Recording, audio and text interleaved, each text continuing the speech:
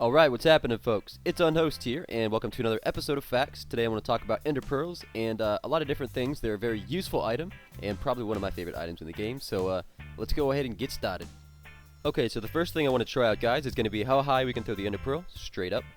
And just to let you guys know, I'm going to be going by the bottom block here.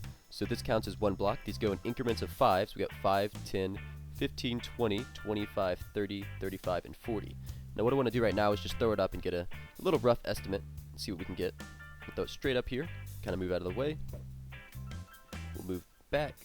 It looked like it just hit the top of that blue, so that's where we'll start our experiment. So the very top of this blue right here is going to be actually 30. Now if I put it right here, if it collides, it's actually going to be this block right here, so that would be 31. But if I move it down one, and let's actually get a little spread on it so we can actually hit it, because they don't go perfectly straight sometimes. So this right here is going to be the 30 mark. So let's see if that connects.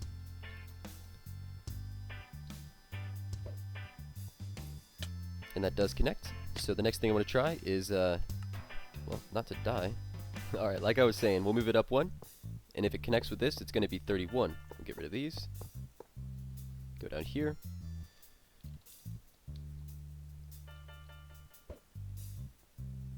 Alright, connect with that too. Now we'll go up one more to 32. So if it doesn't hit this time, then that'll be the max we can throw it up, is going to be 31.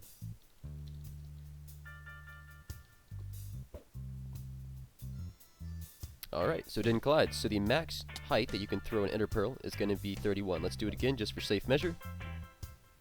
There we go. So that proves that the highest you can throw an Enderpearl, like I said, will be 31.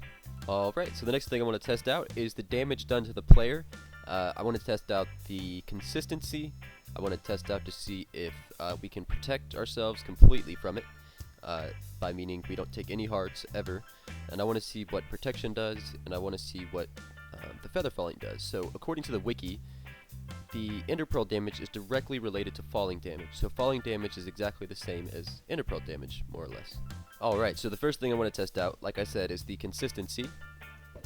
As you guys can see, we took 5 damage, which is 2.5 hearts. So we'll get fully healed, try it again. 2.5 hearts. And yeah, it seems pretty consistent. But just to be sure, there we go. 2.5 hearts. And one last time, 2.5 hearts. So it's very consistent. Alright, so the next thing we want to test out is the damage taken while throwing an Enderpearl, after you land. So right here we've got an array of equipment. We've got the full protection, and if you guys remember from one of my last Facts episodes, you guys would know that you would need 3 pieces of protection 3 and 1 piece of protection 4 to actually max out your protection. There is, I think it's called MFE or something like that. I'll put a link in the description if you guys want to check that out, but there's actually some kind of equation that goes along with it that basically says that you'd need just over a 3, 3, 3, and 3, a full 3 set, to have full protection. So we'll put on full protection and see if we can negate all damage or what happens, and then we'll test feather falling after that. So we'll come over here. Obviously we'll go into survival and throw that. So we did take a half a heart of damage with full protection, and now we just took a full heart. Try that again, half a heart. Another half a heart. So we did take a full heart one time, which is 2 damage, so we just took 2 right there again. So it's not extremely consistent, but yes, indeed, we are taking damage. So now we'll try that with the feather falling. So for now, what I'm going to do is basically have all of this gear off, and we're going to try just the feather falling. So let's try feather falling 1 and see what negates.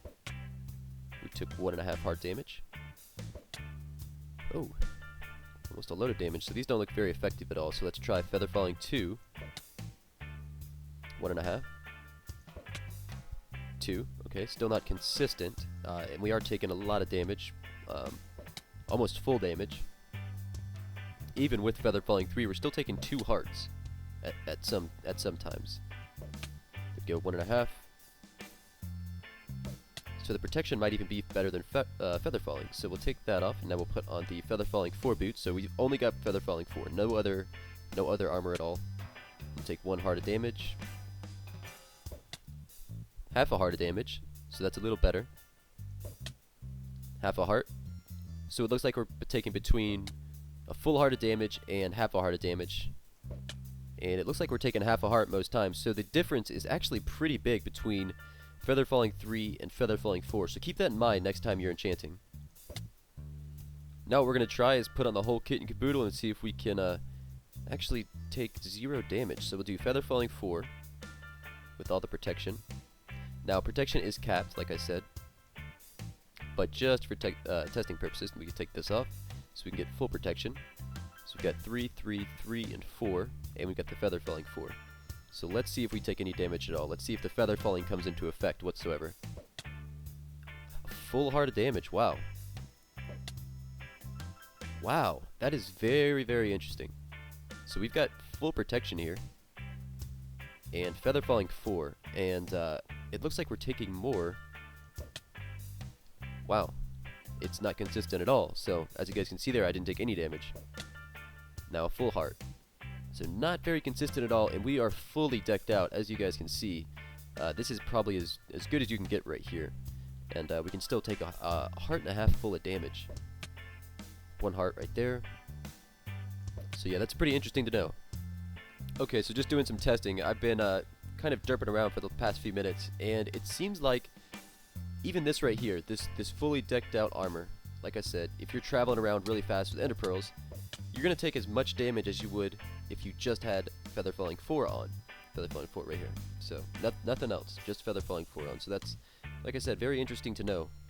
Next thing I want to try out is see if the mobs actually take any damage, or players, from the Enderpearls. And I've actually tried this with somebody else, and we don't have to sit here all day. I know the sheep is actually turning red. That doesn't mean he's actually taking damage, though. Actually, he's not taking any damage at all. And the next thing is going to be collision. I want to see what the Enderpearl collides with, and what we can squeeze through almost. So we'll start over here, and I kind of want to let those vines grow. We'll actually start right there and see if they, yep, of course they collide here. This might be a minute. There we go. Now we'll see if we can throw it through the half slab hole. Very good. And we'll try, this is actually a stair right here, an upside down stair.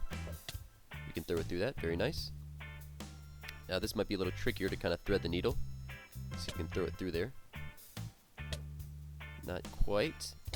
Come on, come on. There we go. Wow, wasn't expecting that. So if you're very careful, Batman, then yeah, you can actually thread the needle pretty good. Now here's something you guys have probably seen before. If you want to get on top of the nether or something like that, or get through a block, you can't exactly go through walls or anything with Enderpearls, but you used to be able to straight up just go through the top block like a ceiling. But I think that's either been fixed or something like that. It's not really doable anymore, but I have found a way that you can actually do this. If you spam 2 pearls really quick, you can see that you get one through. I actually threw 3 there, and you can actually get on top that way. So if you guys are looking to get on top of the nether, you can actually do that. Just spam 2 pearls or 3 pearls, however many you want to waste. Even through a full block, it also works, as you guys can see there.